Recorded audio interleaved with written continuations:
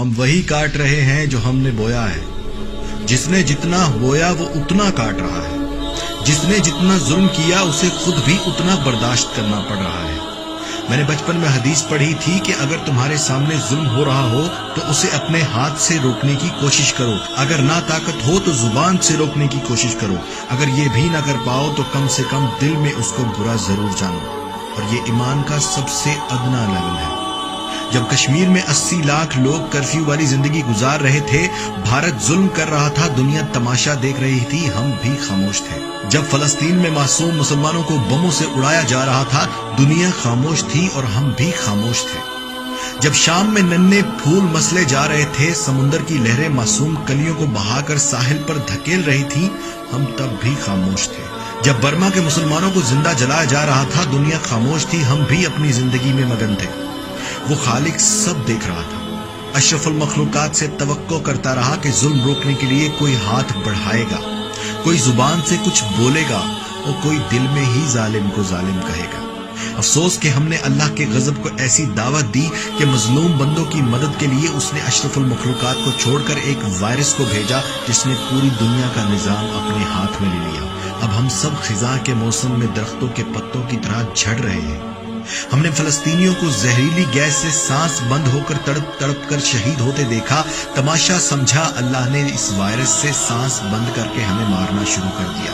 ہم بم دھماکوں سے معصوموں کی لاشوں کے ٹکڑے بکھرتے دیکھتے رہے، خاموش رہے۔ اللہ نے اس وائرس سے ہمارے جنازے ویران کر دیے۔ ہم نے عورت کو ننگا کر کے ناچنے پر مجبور کیا۔ اللہ نے ساری دنیا کے مرد اور عورتوں کو ماسک سے پردہ کروا دیا۔ ہم نے زنا کو عام اور نکاح کو مہنگا کر دیا۔ اللہ نے ہمیں سادگی سے نکاح کرنے پر مجبور کر دیا۔ ہم نے بزرگوں کا احترام چھوڑ دیا، ماں باپ کی عزت کرنا چھوڑ دی۔ اللہ نے اس وائرس سے ایک ایک کر کے دنیا سے بزرگوں کو اپنے پاس بلانا شروع کر دیا۔ یقیناً ہم اسی لائق تھے، یقیناً یہی ہماری سزا تھی۔ اگر آپ کو میری باتوں پر یقین نہ آئے تو دنیا کا نقشہ اٹھا کر دیکھیے۔ جس جس ملک نے ظلم کیا وہ سخت پکڑ میں ہے، جس جس ملک نے خاموش تماشا دیکھا وہ بھی پکڑ میں ہے، اور جو ملک غریب تھے، جہاں بھوک ناچ رہی تھی، افریقہ کے جنگلوں میں، کشمیر میں، برما میں، شام میں، جہاں جہاں ظلم ہو رہا تھا وہاں یہ وائرس نہیں گیا۔ مجھے تو یہ بھی نہیں پتا کہ اب معافی قبول ہونے کا وقت بچا بھی ہے یا نہیں۔